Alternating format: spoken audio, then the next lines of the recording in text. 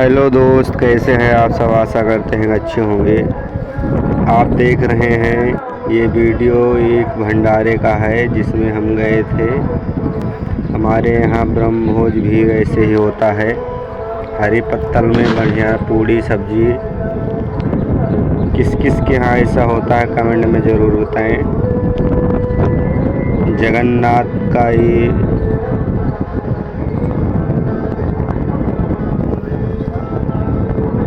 प्रसाद वितरण किया गया था।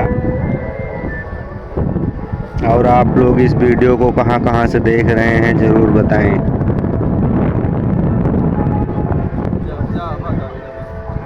इसमें परिवार के सभी सदस्य सभी बिरादरी के बीच हाथ जोड़कर जाते हैं, मिलते हैं।